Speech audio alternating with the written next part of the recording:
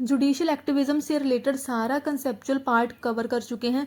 If someone is watching this video for the very first time तो please इससे पहले की 2 वीडियोस देख लें, क्योंकि वहाँ पर हम सारा कंसेप्चुअल जो भी कॉन्सेप्ट्स हैं वो क्लियर कर चुके हैं। PIL से जुडिशियल एक्टिविज्म का relation, Hussain Ara Khatoon case, judicial pessimism, restraint, review, judicial activism, judicial overreach, कैसे आपने हर एक आंसर में इस डायग्राम को आपने इंक्लूड करना है। इंपॉर्टेंट जुडिशरी के केसेस जो हैं इनसे रिलेटेड, जुडिशियल रिव्यू की कौन सी लिमिटेशंस थी जिसकी वजह से जुडिशियल एक्टिविज्म प्ले में आता है, दोनों के डिफरेंसेस बहुत इंपॉर्टेंट डिफरेंसेस हैं, प्लीज़ इनको कहीं नोट कर लें। देन उसकी जस्टिफिकेशन भी देख चुके हैं। अब जो लास्ट लक्ष्मीकांत में 3 टॉपिक्स दिए गए हैं वो बहुत इजी टॉपिक्स हैं, याद रखने वाले हैं। सो कुछ ट्रिक्स के साथ उनको कवर करेंगे, जैसे कि जुडिशियल एक्टिविज्म से रिलेटेड एप्रीहेंशंस। अगर जुडिशियल एक्टिविज्म एक्सरसाइज होता है, ये पावर अगर यूज़ होती है, तो उससे रिलेटेड कुछ फियर्स हैं, कुछ अनफेवरेबल प्रॉस्पेक्ट्स हैं जो कि जुडिशियल एक्टिविज्म से रिलेटेड हैं।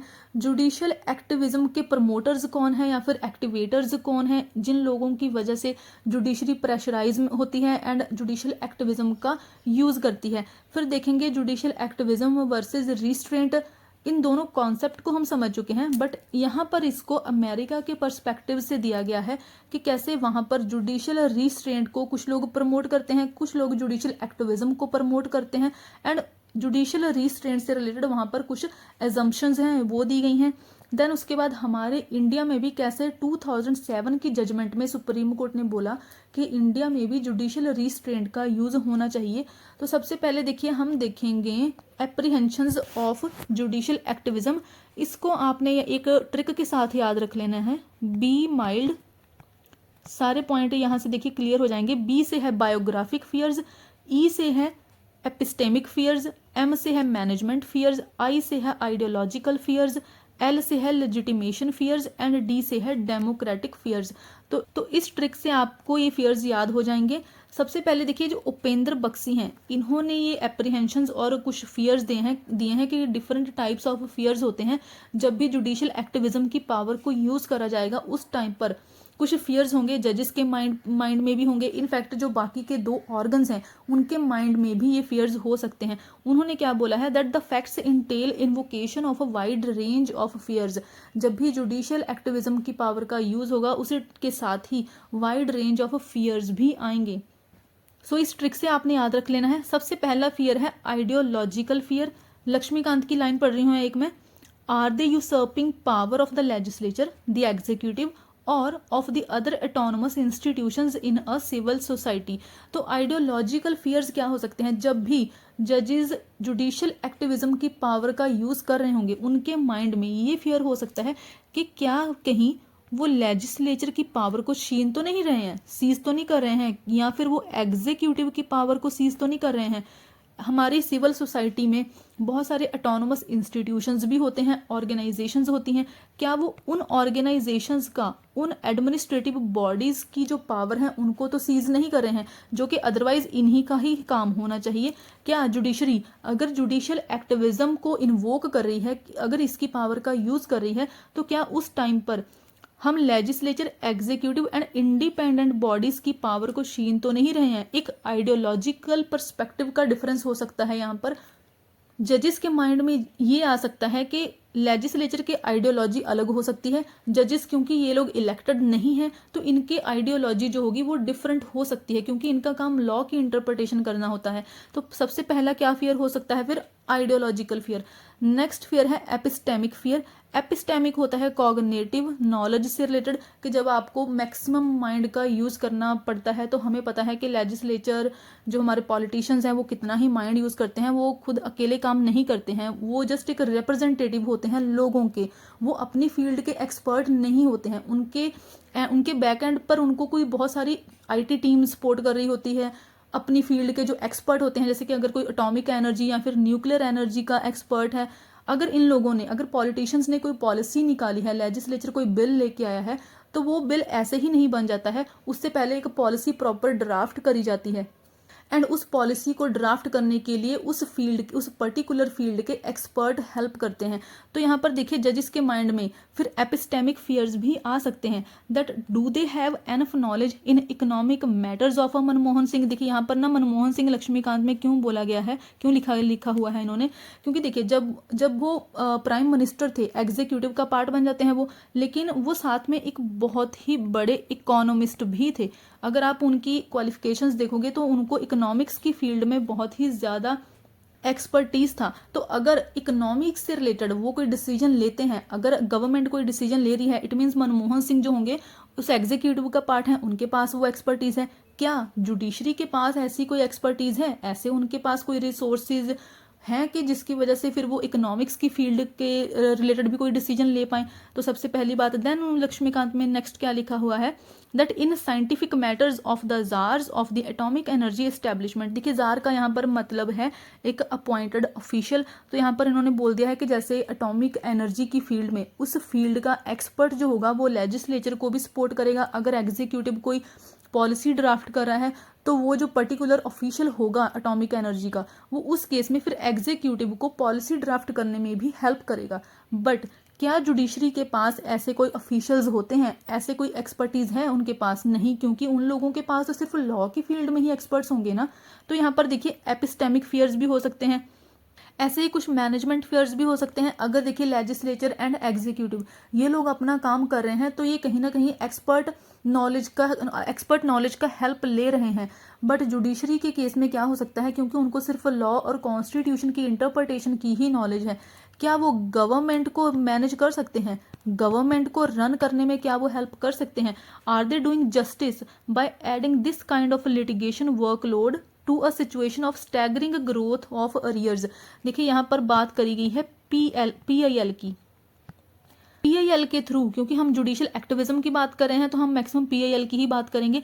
पीआईएल के थ्रू जजेस के पास, सुप्रीम कोर्ट के पास बहुत सारे केसेस जाते हैं एंड ये इनकी पेंडेंसी बढ़ती जाती है, इनका वर्कलोड जो होता है वो बहुत ज़्यादा इंक्रीज होता जाता है। अदरवाइज तो जुडिशरी के पास पहले से ही सालों से, half century, more than a century, बहुत लंबे टाइम से उनके पास वर्कलोड पड़ा होता है, केसेस की पेंडेंसी होती है।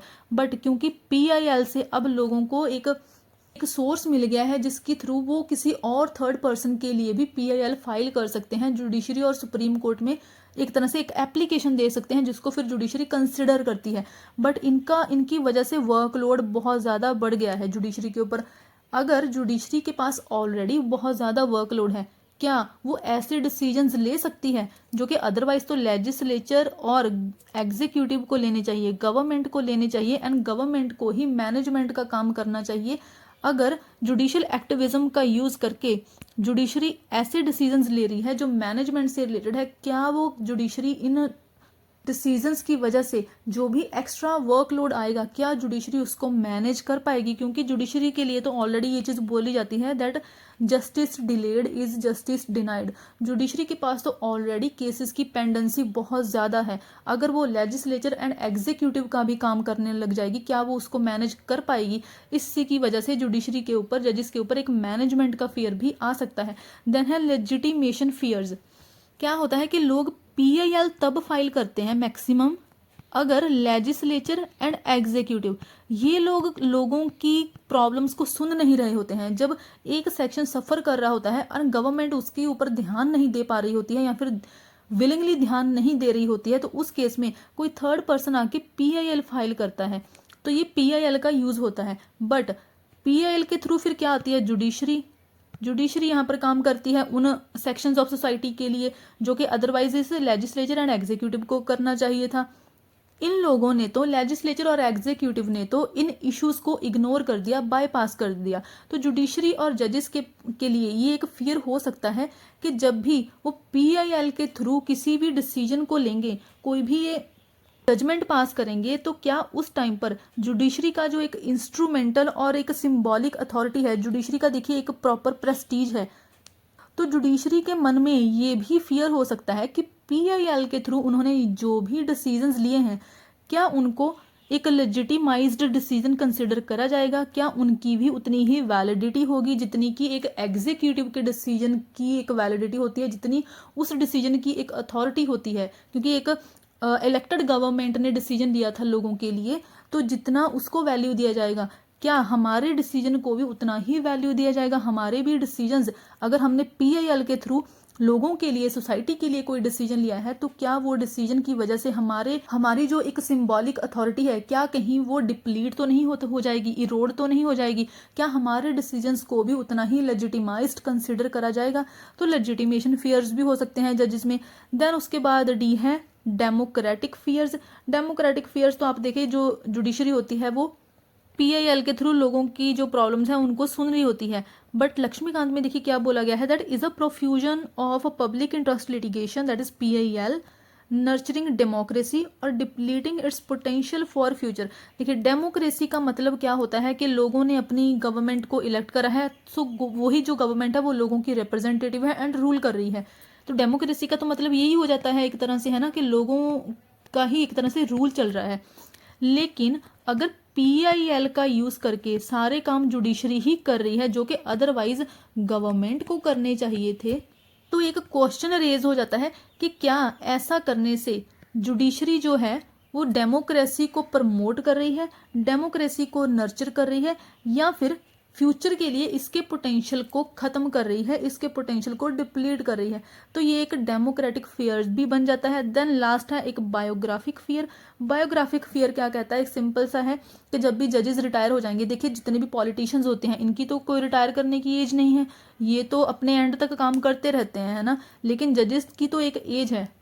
तो जितना टाइम ये लोग ऑफिस में थे, इन्होंने कुछ डिसीजंस लिए, जुडिशियल एक्टिविज्म का यूज करा, पीआईएल्स को कंसिडर करा, सोसाइटी के लिए काम करा, तो उस टाइम पर जितने भी इन्होंने डिसीजंस लिए हैं, रिटायर होने के बाद इनके माइंड में एक फियर बन जाता है कि हमारा जो प्लेस है अब नेशनल अफेयर्स में क्या होगा। पहले तो इन्होंने सोसाइटी के लिए काम कर दिया, जब ये रिटायर हो गए उसके बाद इनका क्या रोल रह जाएगा, इनकी क्या प्लेस रह जाएगी नेशनल अफेयर्स में, सोसाइटी के लिए इनकी क्या वैल्यू रह जाएगी।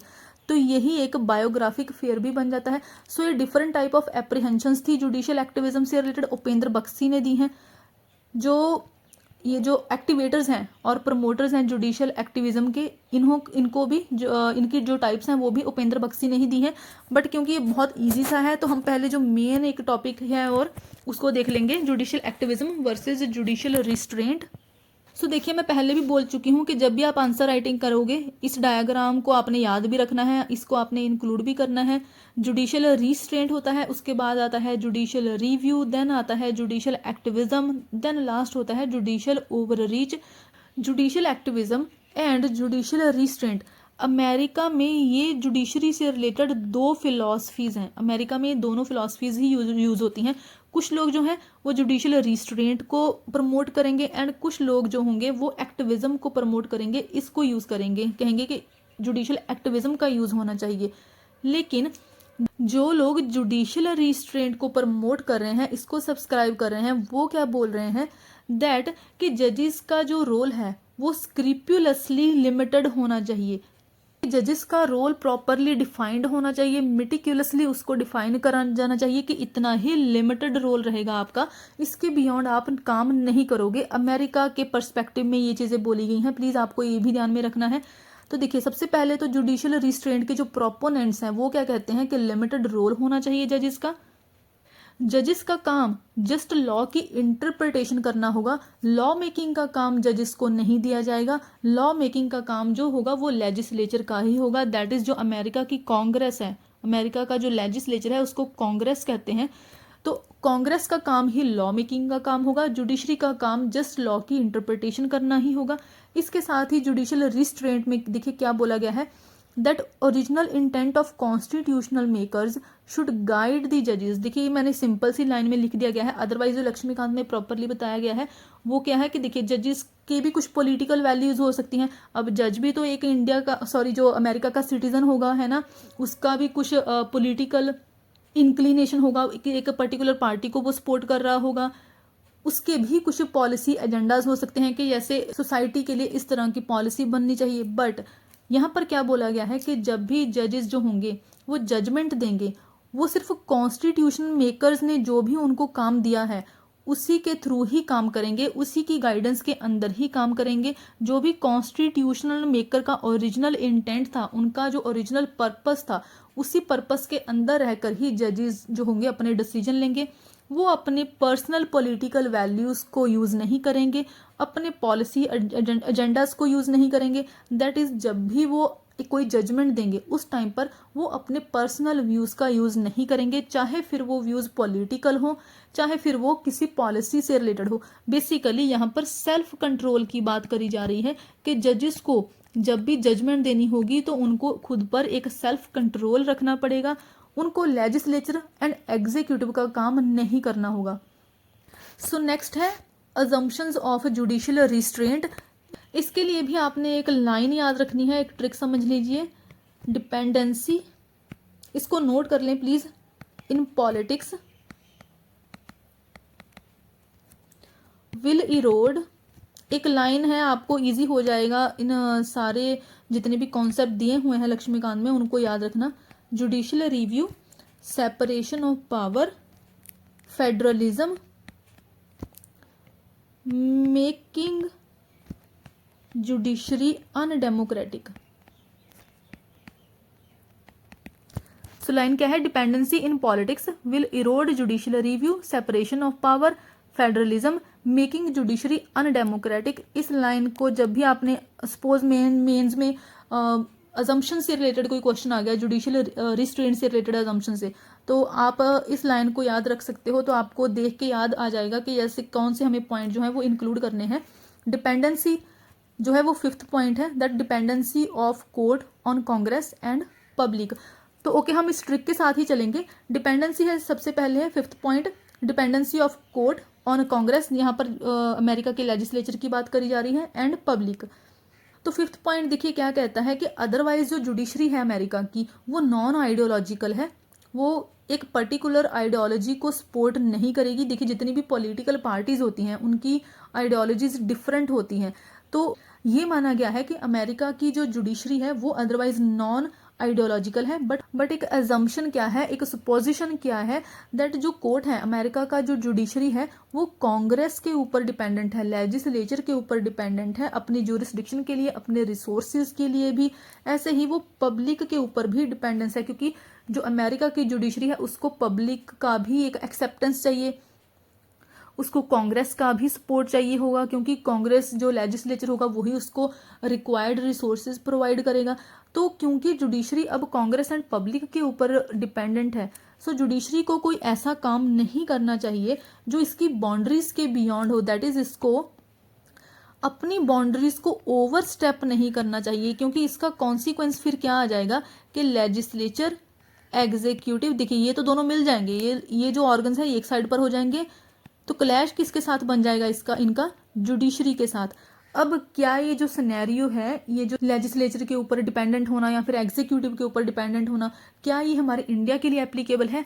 सो यस, ये चीज़ हमारे इंडिया के लिए भी एप्लीकेबल है। आप देखोगे कि जो अगर जजेस का इम्पीचमेंट करना होता है तो सारा प्रोसेस पार्लियामेंट में, लेजिस्लेचर में चलता है, प्रॉपर प्रोसेस चलता है उसका। तो लेजिस्लेचर भी इन सारे ऑर्गन्स के ऊपर, जुडिशरी के ऊपर एक चेक रखता है, इनकी सैलरीज वगैरह को डिसाइड करा जाता है।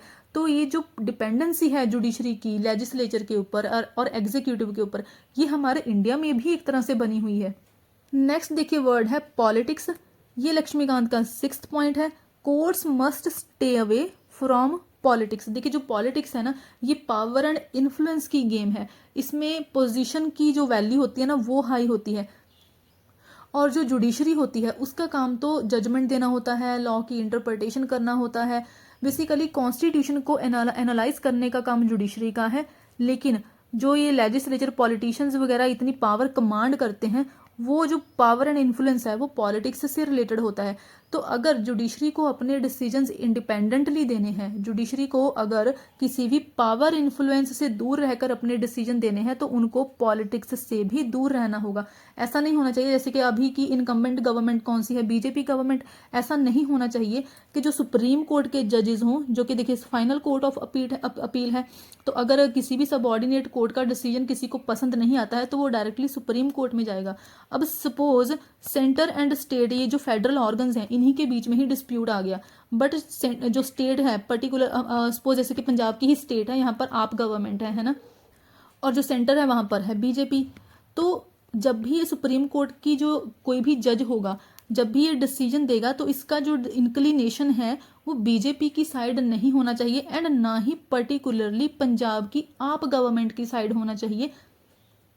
क्योंकि अगर ऐसा होता है तो ये एक बायस्ड डिसीजन बन जाएगा, या तो वो सेंटर की साइड ही टिल्टेड होगा या फिर वो पंजाब की स्टेट गवर्नमेंट की साइड ही टिल्टेड होगा। तो जुडिशरी को पॉलिटिक्स से दूर रहना होगा, ये अजम्पशन है एक जुडिशियल रिस्ट्रेंट की ना। क्योंकि ये अमेरिका के लिए बोला गया है, बट हम सोच सकते हैं कि ये जो चीज़ है ये इंडिया के लिए भी एप्लीकेबल है। मैंने वैसे भी आपको इंडिया की ही एग्जांपल दी है।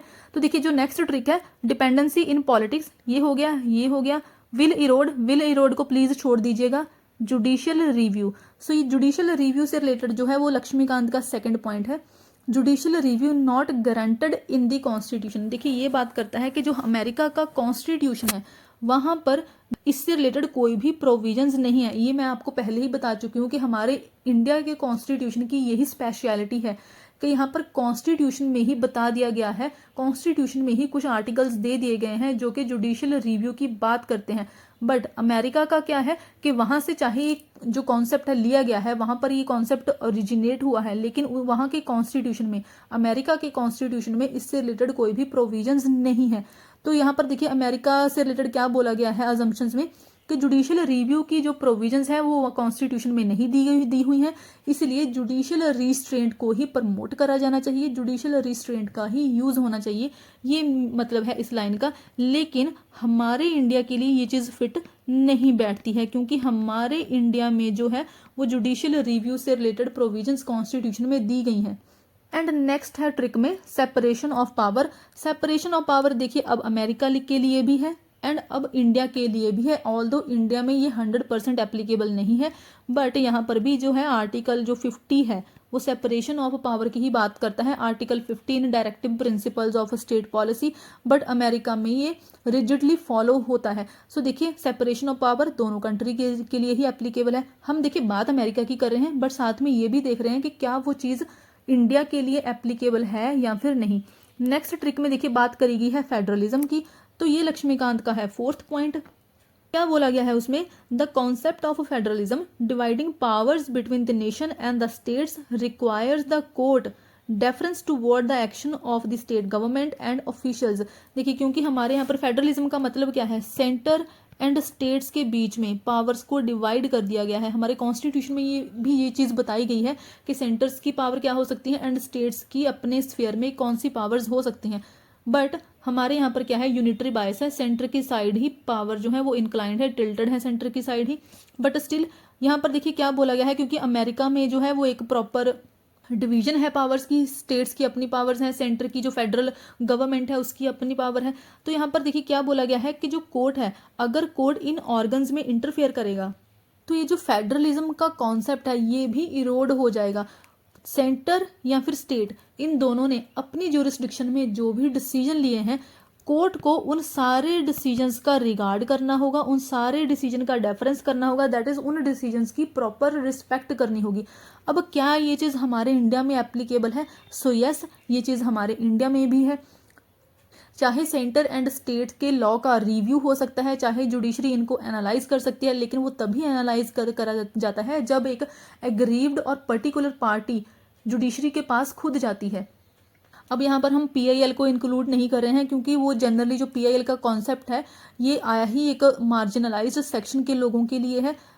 अदरवाइज क्या है कि कोर्ट को सेंटर या स्टेट ने जो भी अपने स्फीयर में डिसीजंस लिए हैं उनमें कोर्ट को इंटरफेयर नहीं करना होगा, कोर्ट को उन डिसीजंस का प्रॉपर रिस्पेक्ट करना होगा। अगर अमेरिका के लिए ये चीज़ एप्लीकेबल है तो यस, हमारे इंडिया के लिए भी ये चीज़ एप्लीकेबल है।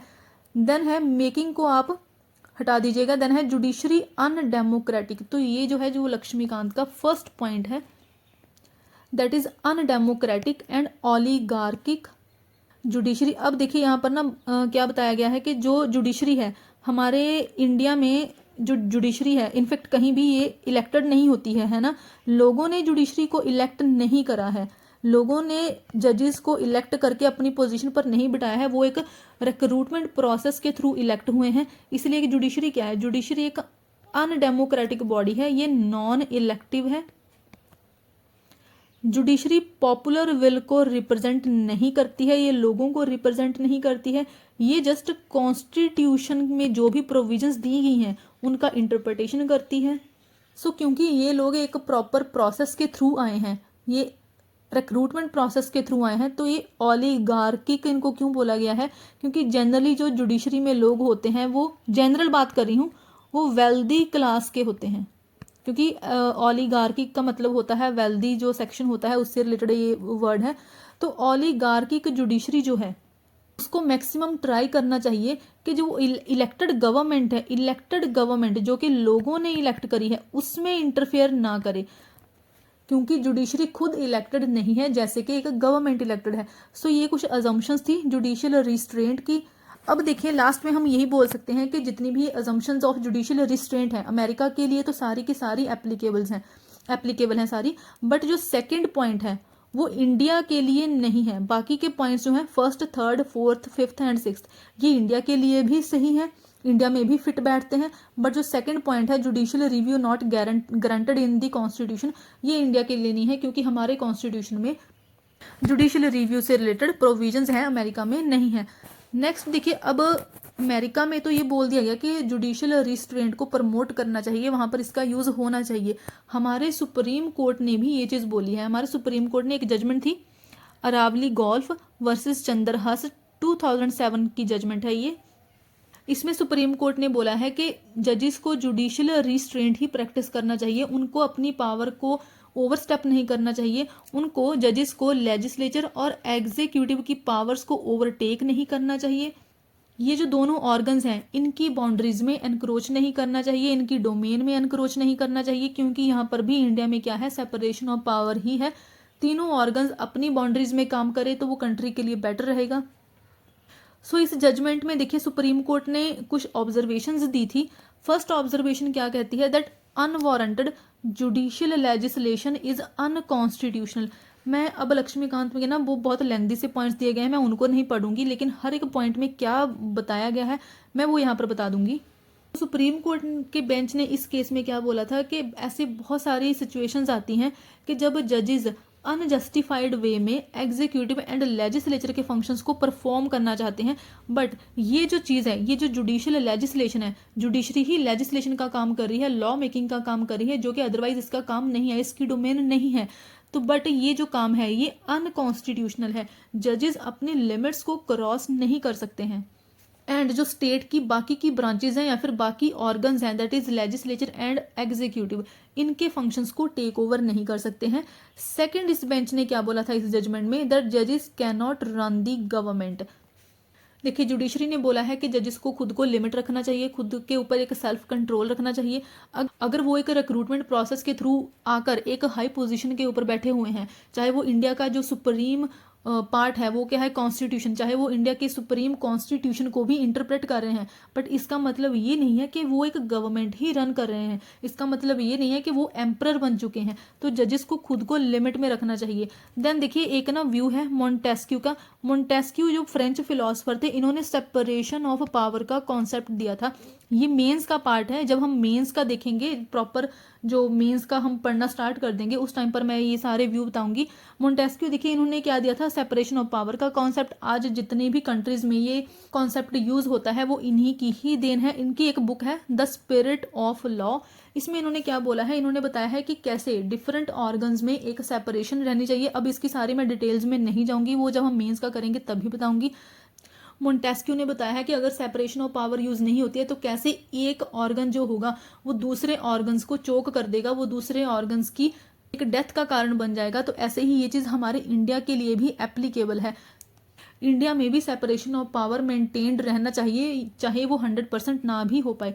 फोर्थ पॉइंट में देखिए इस जजमेंट में क्या बोला गया है कि जुडिशियल एक्टिविज्म जो है वो जुडिशियल एडवेंचरिज्म नहीं बनना चाहिए, that is judicial over reach नहीं बनना चाहिए। ये चीज़ हम ऑलरेडी देख चुके हैं कि कैसे अगर जुडिशरी जुडिशियल एक्टिविज्म के बाद अपनी पावर को यूज़ करना स्टार्ट कर देती है, जुडिशल ओवर रीच तक और एडवेंचरिज्म तक पहुंच जाती है, तो वो जुडिशरी का अथॉरिटेरियनिज्म बन जाता है, वो जुडिशरी की ट्रेनिकल पावर बन जाती है। एंड ये सोसाइटी के लिए कभी भी सही नहीं होती है। जुडिशरी को जो सेट रिस्ट्रेंट्स है, जो हिस्टोरिकली रिस्ट्रेंट सेट करे गए हैं, हमारे कॉन्स्टिट्यूशन में जो भी लिमिटेशंस दी गई हैं जुडिशरी के ऊपर लगाई गई हैं, उन्हीं के अंदर ही काम करना चाहिए। जुडिशरी में जजेस को मिनिमाइजेशन ऑफ पर्सनल प्रेफरेंसेस का यूज़ करना चाहिए। ये मैं पहले ही बात कर चुकी हूँ कि कैसे जजेस को अगर कोई भी जजमेंट देनी है तो अपने पर्सनल व्यूज़, जो भी उनकी पॉलिटिकल व्यूज़ होंगे, पॉलिटिकल ओपिनियंस होंगी, उनसे दूर रहना चाहिए। तो मिनिमाइजेशन होना चाहिए जजेस की प्रेफरेंसेस का। फिफ्थ पॉइंट बोलता है that administration is not work of court. जैसे कि गवर्नमेंट को रन करना कोर्ट का काम नहीं है, वैसे ही एडमिनिस्ट्रेशन को रन करना, दैट इज एग्जीक्यूटिव का जो काम होगा वो काम करना जजेस का काम नहीं है। बहुत सारी इंडिपेंडेंट बॉडीज भी होती हैं, एडमिनिस्ट्रेटिव अथॉरिटीज होती हैं, जिनके पास प्रॉपर उस फील्ड की एक्सपर्टीज होती है। अगर हम न्यूक्लियर एनर्जी की बात करें, अगर इससे रिलेटेड कोई इंडिपेंडेंट बॉडी है तो उस बॉडी के पास ही उस फील्ड से रिलेटेड फिर एक्सपर्टीज भी होगी। वो एक्सपर्टीज जुडिशरी के पास नहीं हो सकती है, तो वो एडमिनिस्ट्रेशन का जो काम होगा जुडिशरी को नहीं करना चाहिए। सिक्स पॉइंट में क्या बोला गया है that no blame game on legislature and executive. ये पॉइंट देखिए क्या बोलता है, ऐसा नहीं है कि जुडिशरी अपने फील्ड में बहुत ज़्यादा एक्सपर्ट है। जुडिशरी के पास केसेस की बहुत ज़्यादा पेंडेंसी है, बहुत ही ज़्यादा ओवरबर्डन्ड है हमारी जुडिशरी। ये बोलकर कि लेजिस्लेचर एंड एग्जीक्यूटिव अपना काम सही से नहीं कर सकते हैं, जुडिशरी उनकी पावर्स को सीज नहीं कर सकती है, उन ऑर्गन्स में एनक्रोच नहीं कर सकती है, उनके ऊपर ब्लेम नहीं डाल सकती है। क्योंकि अगर ऐसा हुआ तो ये ऑर्गन्स भी जुडिशरी के ऊपर ब्लेम कर सकते हैं कि यस आप भी एक ऐसे ऑर्गन हो जिसके पास सालों से पड़े हुए केसेस की पेंडेंसी है। तो देखिए ये ब्लेम गेम नहीं होनी चाहिए। सेवन्थ पॉइंट क्या बोलता है that only people can rectify legislature and executive. यहाँ पर बात करी गई है इलेक्शन सिस्टम की कि अगर देखिए 5 ईयर के बाद जो गवर्नमेंट होती है वो चेंज हो जाती है। अगर हमारे कंट्री के लोगों को गवर्नमेंट पसंद नहीं आती है, जैसे कि अभी 2024 में इलेक्शन होने वाले हैं, तो अगर लोगों को ये मोदी गवर्नमेंट पसंद नहीं आती है, जो बीजेपी की गवर्नमेंट है वो पसंद नहीं आती है, तो वो इलेक्शन के थ्रू इस गवर्नमेंट को रिमूव कर सकते हैं। ऐसे अगर जो पुरानी वाली गवर्नमेंट थी, इंदिरा गांधी की गवर्नमेंट, लोगों को इमरजेंसी के बाद नहीं पसंद आई तो उसको रिमूव कर दिया गया है ना। तो अगर गवर्नमेंट या फिर लेजिस्लेचर लोगों को पसंद नहीं आते हैं तो वो इलेक्शंस के थ्रू अपनी गवर्नमेंट को चेंज कर सकते हैं।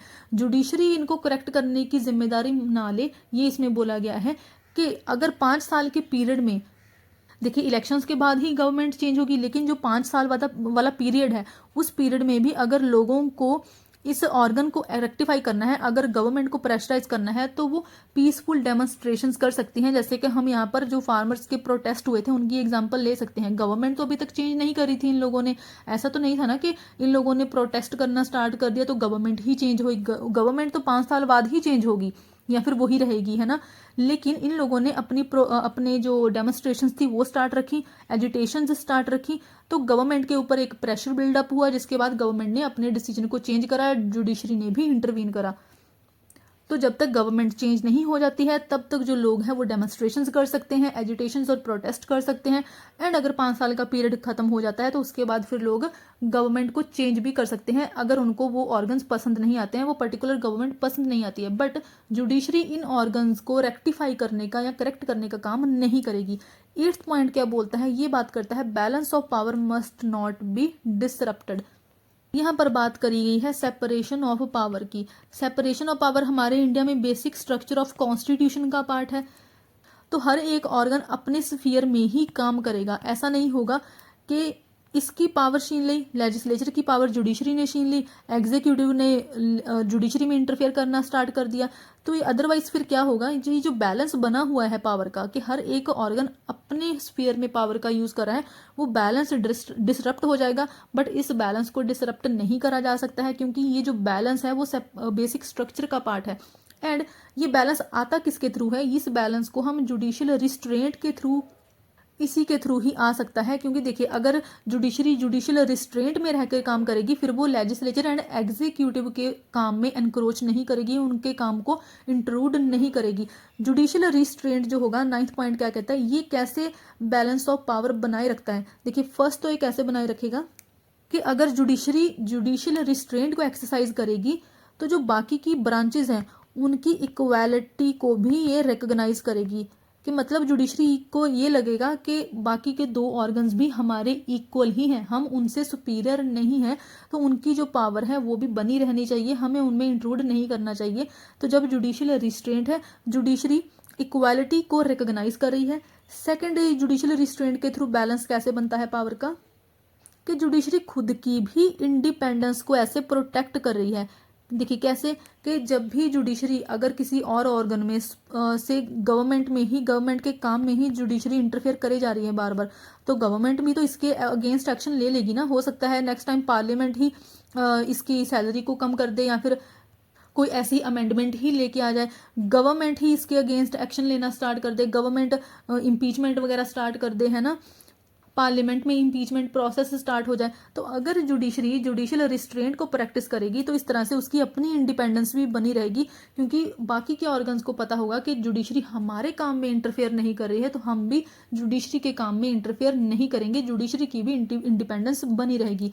सो ये टॉपिक यहीं पर ख़त्म होता है। अब जो लास्ट है वो जस्ट एक हेडिंग पढ़ने से ही पता चल जाएगा कि टॉपिक क्या है, एक्टिवेटर्स ऑफ जुडिशियल एक्टिविज्म, कि कौन से ऐसे लोग हैं जिनकी वजह से जुडिशियल एक्टिविज्म की पावर का यूज़ होता है, वो जुडिशियल एक्टिविज्म को प्रमोट करते हैं।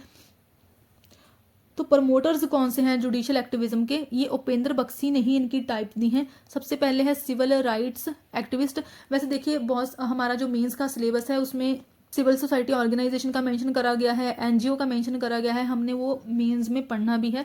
तो ये सिविल राइट्स एक्टिविस्ट जो कि political and civil rights issues को डील करेंगे। एंड अगर इस फील्ड में देखिए डिफरेंट टाइप के राइट होते हैं, इकोनॉमिक राइट हो सकते हैं, सिविल राइट हो सकते हैं, पॉलिटिकल फंडामेंटल राइट हो सकते हैं, है ना, कंज्यूमर राइट हो सकते हैं। तो ऐसे डिफरेंट टाइप के राइट हैं, एंड डिफरेंट राइट के लिए एक डिफरेंट ऑर्गेनाइजेशन एक एक्टिविस्ट हो सकता है।